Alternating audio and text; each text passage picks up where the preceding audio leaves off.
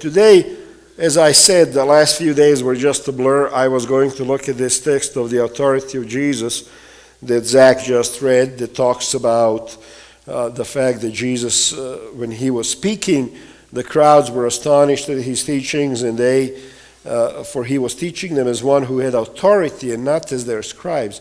So I was going to go deeper into this text today and do some exegetical studies on it, but I'm not going to do that because I just did not have enough time to do that. So this sermon is not going to be much of a sermon. It's going to be more of my collection of thoughts and what was going through my head on this trip, and I'll show you some pictures. But I do want to talk about the authority of Jesus in the context of this trip that we just made to Israel. People say in the United States, a lot of people say, I love Israel, or you got to love Israel. And if you don't love Israel, God is not going to bless you. And you got to love Jewish people. And Jews live in Israel, and they're God's special people. A lot of people say that, and I think after I've been there now for 1 week, I think we have a lot of misconceptions about that country, here. Israel is not, when you say that you got to love Israel, what does that mean? By the way, Thomas, maybe just a little down. I keep hearing ringing behind me. I don't know, can you guys hear it? Yeah, if we could take care of that, so it's kind of annoying. So, might be a microphone. Can you check, Zach, and see if you can turn them off, please? You're going the wrong way. Okay, so when you say, I love Israel or Jewish people, what does that mean? Who are we talking about? I heard somebody say the other day, Jews are the light of the world. And I'm wondering, okay, what does that mean? Because when I was there, who did we meet? We met our guide and our bus driver were Palestinians born and raised in Nazareth. And they lived in Nazareth for their families for hundreds of years. And they have Israeli citizenship, and they have Israeli passports, and they are a part of Israel, just like somebody else is.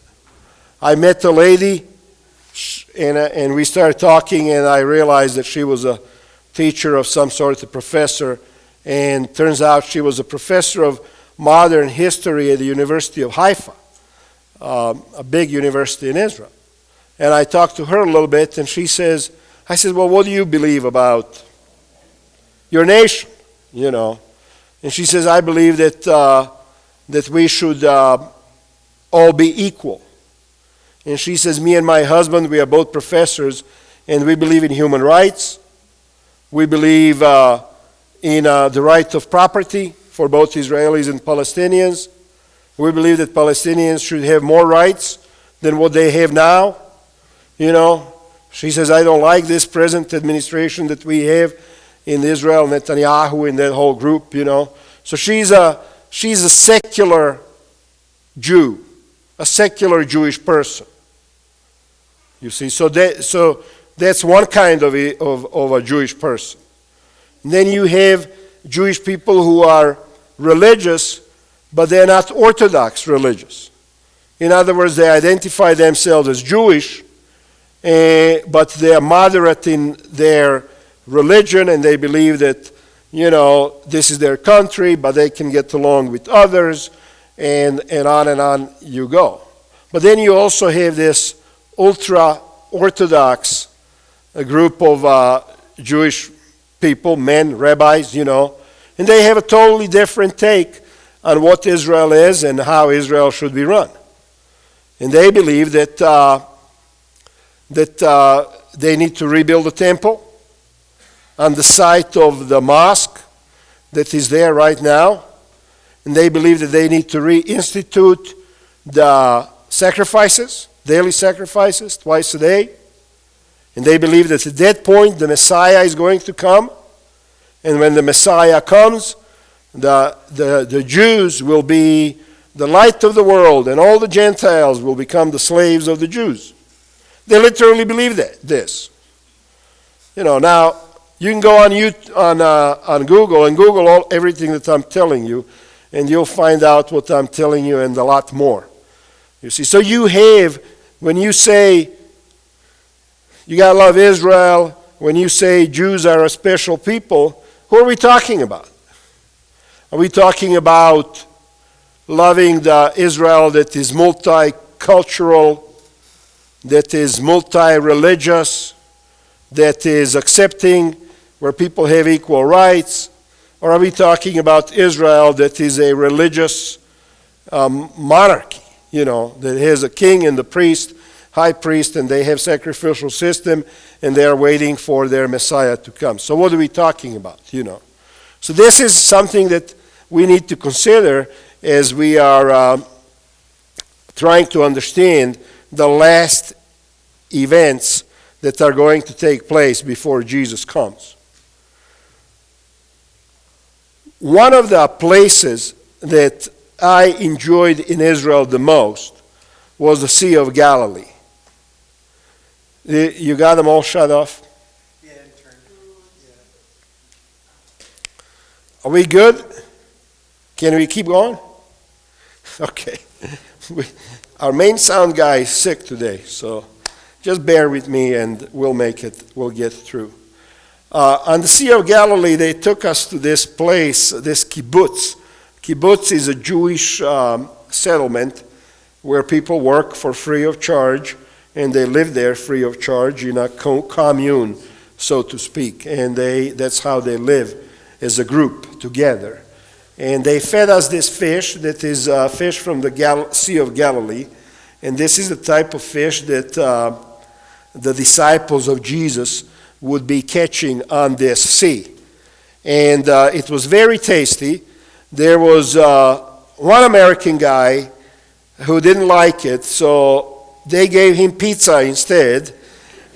And then a few others said, I don't like fish, so they got pizza too, You had a choice of pizza or the fish from the Sea of Galilee that the disciples used to catch 2,000 years ago. And some people went for pizza. Yeah, I don't know. It just doesn't make any sense. The reason I like the Sea of Galilee, you can show the next slide now, is because you see this geographical location of where Jesus was. You see, a lot of these places where we went were churches. They put you on a bus, they wake you up in the morning at 5:30, you eat breakfast at 6, and then they put you on a bus and they take you to as many churches as they can fit into a schedule. So, we went to this one place on the Sea of Galilee, and the guide says, this is where Jesus fed 5,000 people with bread and fish.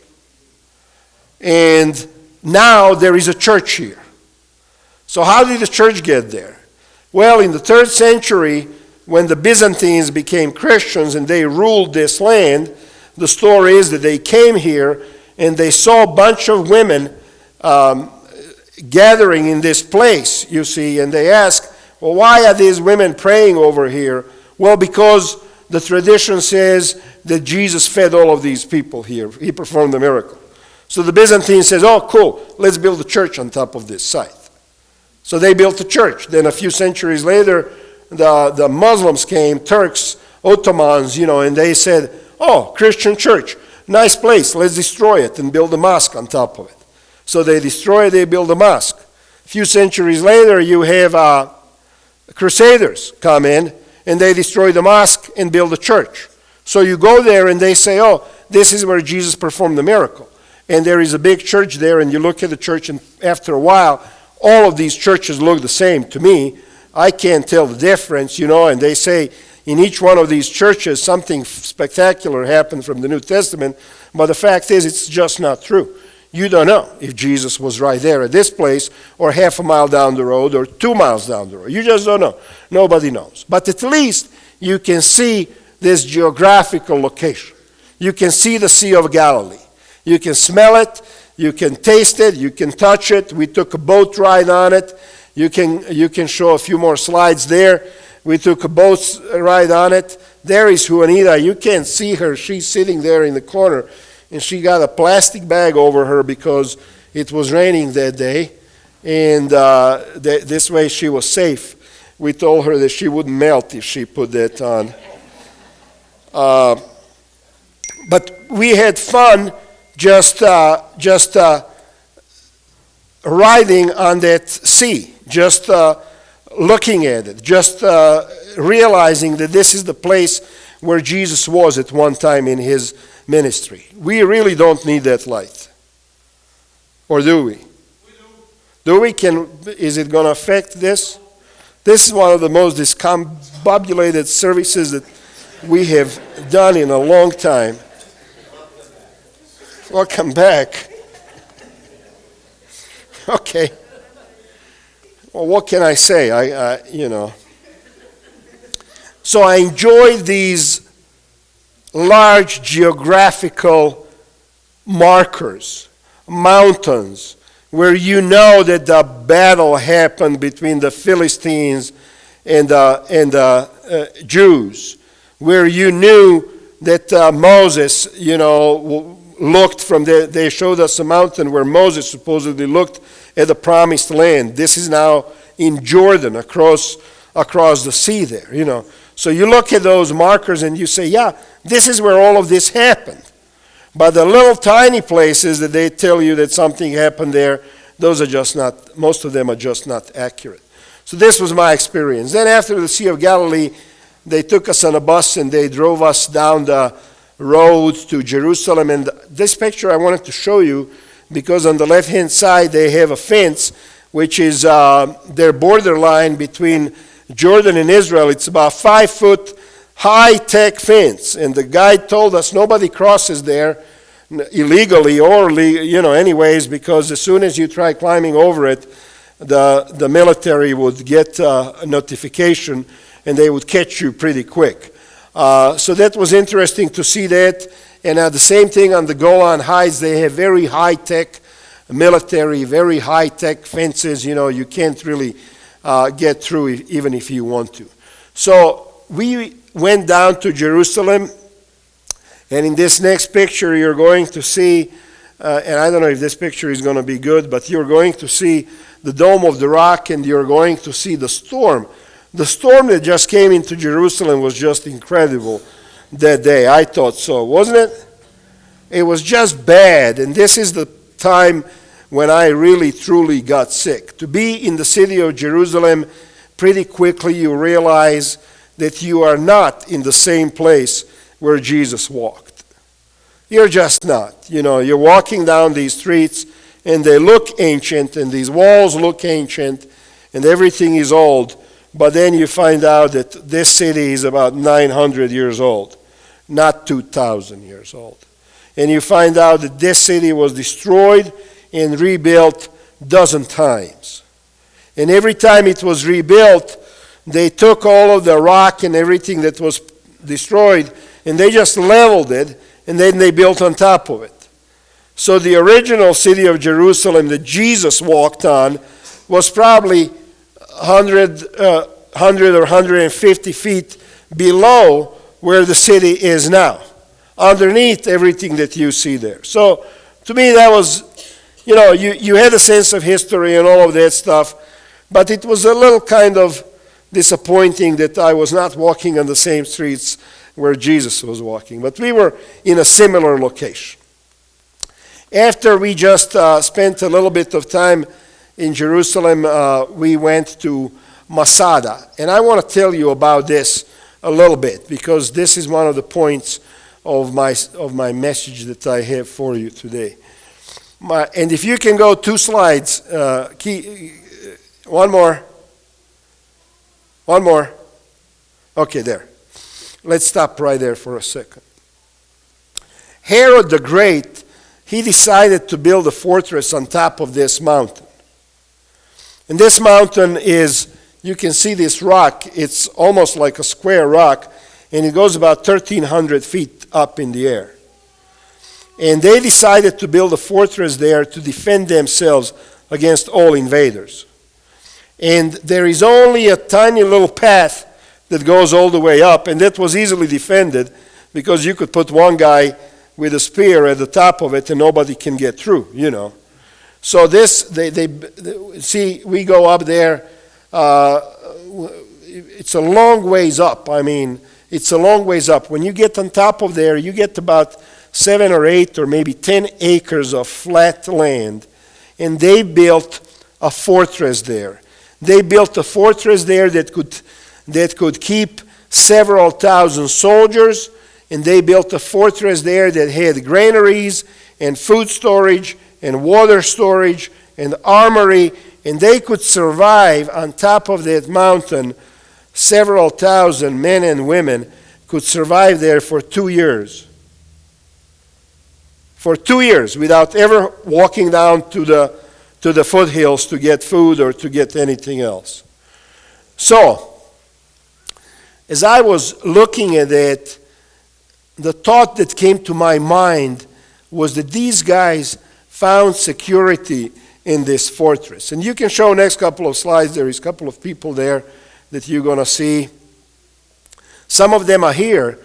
Emma and Rainey are here, and Emma is dressed into a Jewish traditional dress, right? It's not, okay. So, and then the next one is Debbie and Sue, and then the next 2 pictures you see is these granaries and these pools. And King Herod built a palace on top of that mountain. And he had spas up there. And he would go there on vacations. You see, to get away from Jerusalem, to get away from all of the troubles. But when the time came to go to war, they would go up there, and this is where they would just put up their defenses in this area. Nobody could overcome them because it was so high up in the air. It was on top of the mountain. And I wondered to myself, what do we as Christians put our security in? You know, we live in a country that has all the military that we need. We have money. We have economy.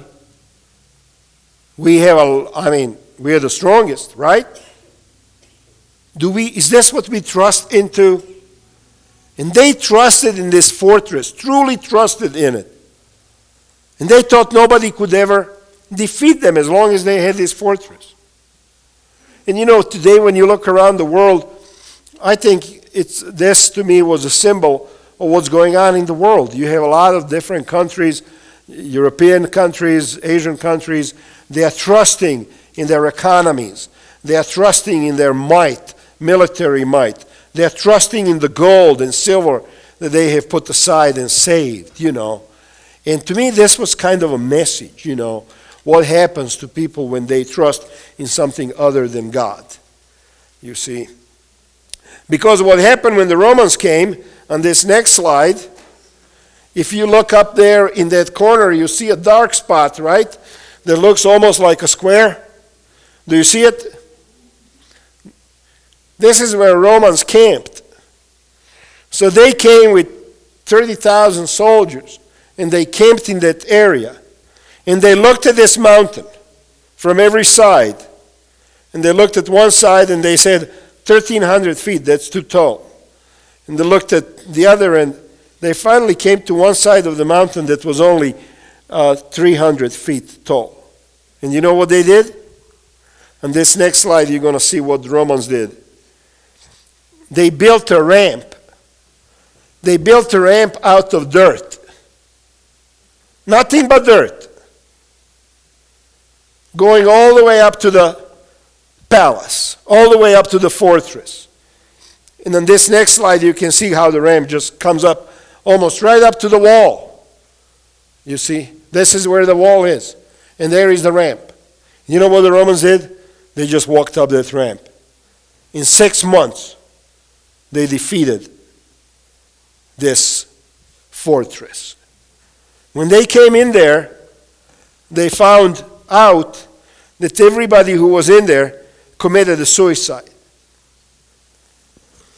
And to this day, to Jewish people, this Masada or Masada is a place in their collective memory, a place of heroism, a place of independence, a place of strength, a place of where they took a stand. They would rather die than be slaves. And I was thinking, about it, how weird it is that they didn't see that their fortress didn't protect them.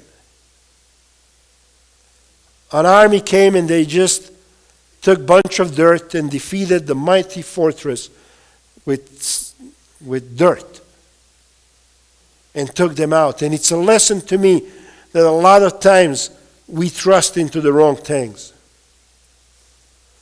We trust into the things that can easily be defeated and taken away from us. That was thousands of years ago. Nobody ever lived there after that. Nobody ever went, and when you go there now, it's nothing but a bunch of ruins. And I wonder, when I look at Israel today, if once again, they and us here in America, people in general, if we are all trusting into the wrong things.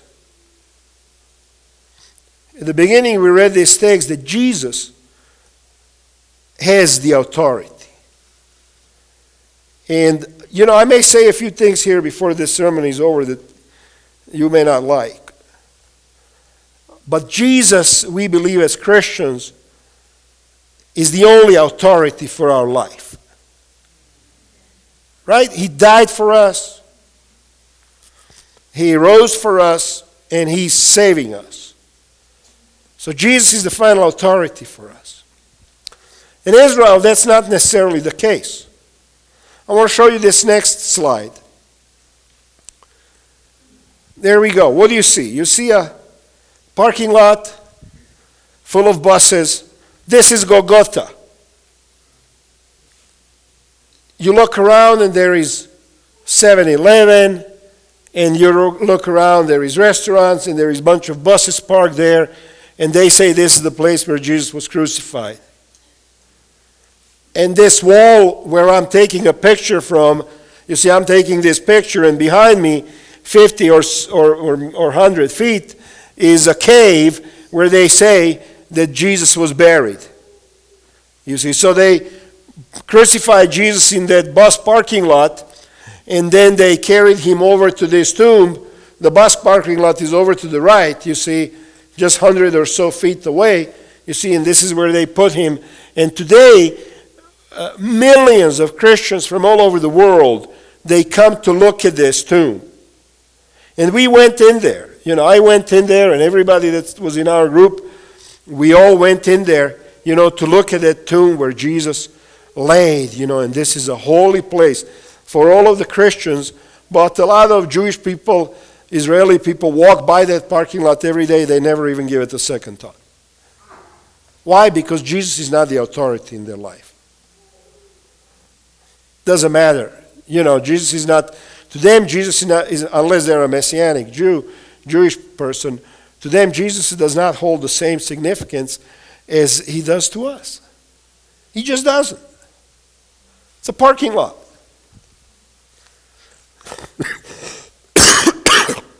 There's a purpose for why I'm saying all of this. Not too far from this, we went to this pool. Next slide. This is supposedly a pool of Siloam where Jesus healed the paralytic. And this also has been built and rebuilt and built and rebuilt. And on the next slide, you see this kind of a hole that goes about 50 feet down. And there is a little bit of water there. And they say this is where Jesus actually healed that person who was sick for so many years, you see. And there is nothing there today but ruins. And to me, this was a symbol of Israel today. To religious Jews, these are just the ruins that Christians come to and bring their money to spend, and And that's it. Just the ruins. Jesus has no significance for them whatsoever. And I think it's going to have this attitude and this belief about Jesus is going to have huge implications for how this world is going to end. In this next picture, I just want to show you this real quick. This is Debbie and Juanita, and they took us to this one church and wanted us to go up there, and it was like you go inside and have to walk 4 or 5 stories up, and they decided to stay out there and sit there because they didn't feel like walking. Once you get into that line of people, there is no way out. You got to go all the way up and all the way down. And I didn't feel like going into another church, so I stayed outside too. And then I noticed this guy was sitting next to them, And I don't know if Debbie even realized, but that guy looked kind of fishy to me, And I didn't know if he was a tourist or if he was a local, but all I noticed that he was getting closer and closer to Debbie. And Debbie had her purse in her lap, So at one point I got up and I says, Debbie, I'm going to take a picture of you guys. And I was thinking in my mind, if I turn around and this guy snatches her purse, at least I'll have his picture to show to the cops. So I took a picture of them with this guy who is probably a really nice theological student from a Hebrew university, But after a few minutes, he got up and left. So we went to the wall, Wailing Wall. Jews say that this is, Orthodox Jews, they say that the Wailing Wall is the place that's the only remnant in Jerusalem of the time when the old temple, or second temple was built. And they say, and now some people in the United States dispute it, they say that that's not true. But they believe that this is the wall, or they teach that this is the wall that was left over from the old temple. And the Romans left it standing up because they wanted to send a message to everybody not to mess with them and not to rebel against them. This wall is the most holy place for the Orthodox Jews. It's the most holy place for them in the whole world.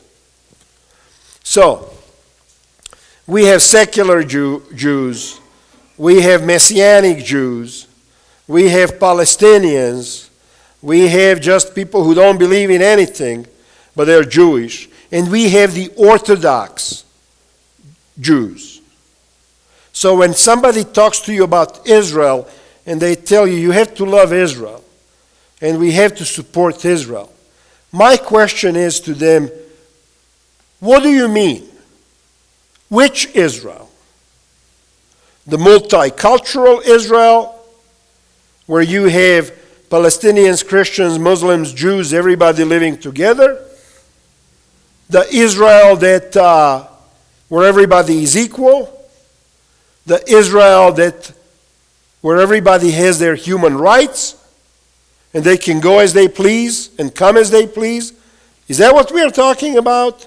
Whose version of Israel do we have to support? You see, so I'm saying this because in America they just tell you got to support Israel, and they don't explain who do you mean? Well, the people that are in power in Israel right now, and let's go a couple of more slides. In the next slide, that's me. Before that, no, that's not me. That's me right there. I went and I prayed at the wall for peace and for my mother and for you, But in the next picture, you see President Trump, meeting with the Orthodox leaders of the Judaism, you see. These are the people who are in charge of Israel. So I went and I wanted to see what kind of Israel do they want to have. And this is why I said some of you are not going to like what I'm going to say. But, it is what it is. You can go back home and open Google and Google everything that I say to see if it's true or if I'm just taking sides. But these guys They want to rebuild the temple. But they only want to rebuild the temple not anywhere in Jerusalem. They want to rebuild it where the mosque is. Muslims, they put the mosque there. This is the same place where they believed that Abraham was going to sacrifice his son to God, you see. This is the place where Muslims believe that Muhammad ascended to heaven from. So they built a mosque there when they were in charge of Jerusalem. So to them, this is the third holiest place for all of the Muslims in the whole world after Mecca and Medina. But these guys, these Orthodox Jewish guys, say there is only one place in the world where we can build a temple, where the mosque is. So what does need to happen?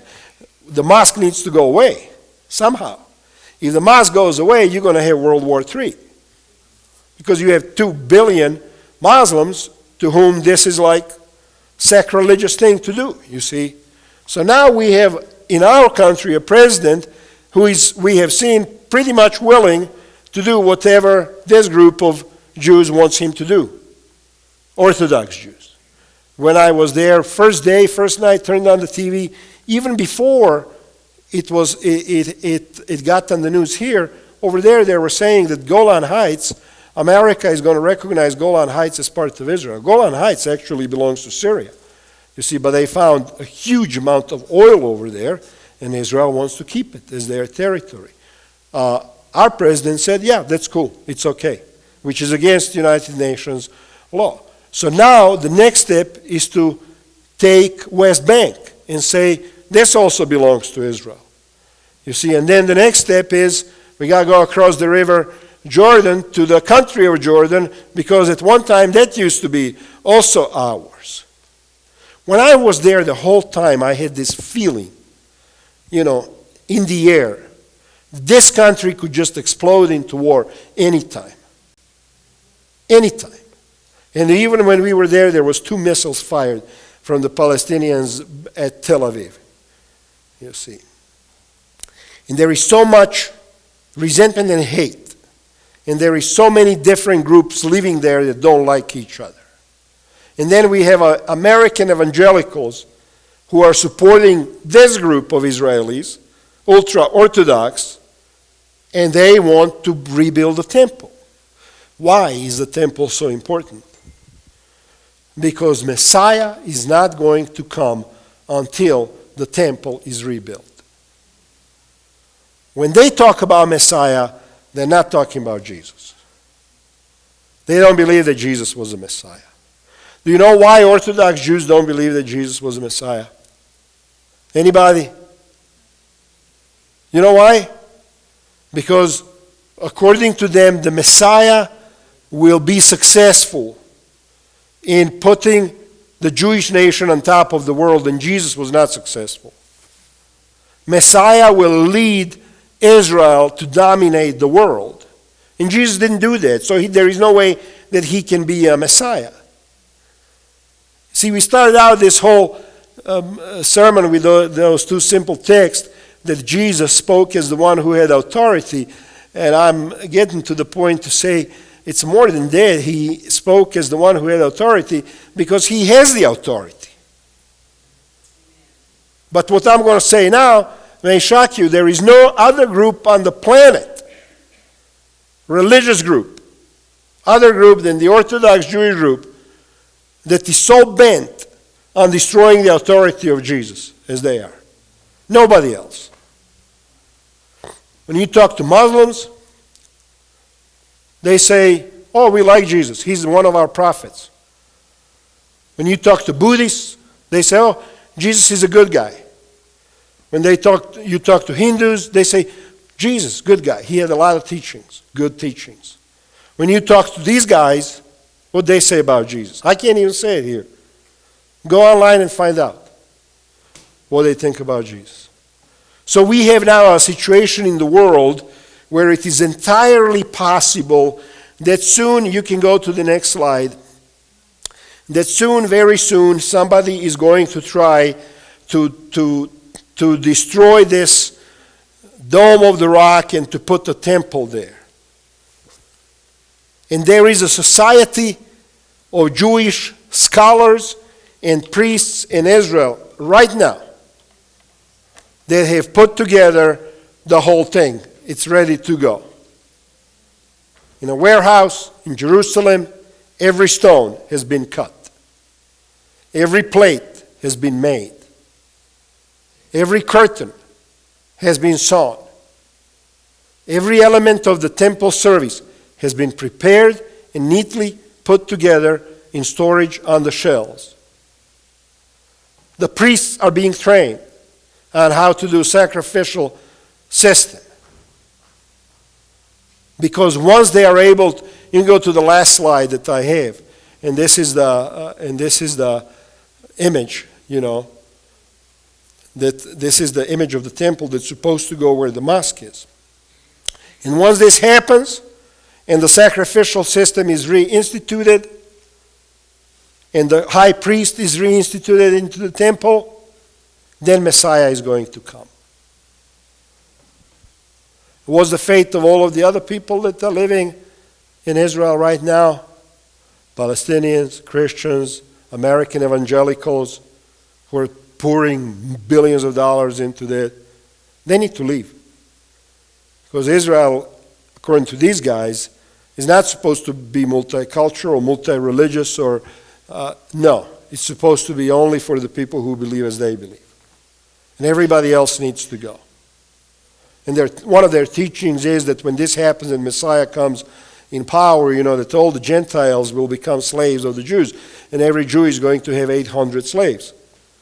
You see. So this is what's going on in the world. This is the understanding that we have to have about Israel. Personally, I really love Israel, and I enjoyed it.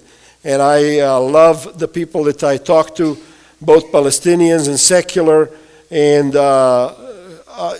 I could talk over there to just about everybody except these Orthodox guys, because they don't want to even shake your hand, because I'm unclean to them, you see.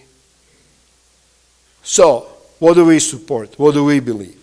I believe that Jesus, when he died on the cross, that at that point salvation was open to everybody equally. And I don't believe in the third temple. I don't believe in this Zionism, messianic stuff that another Messiah is coming.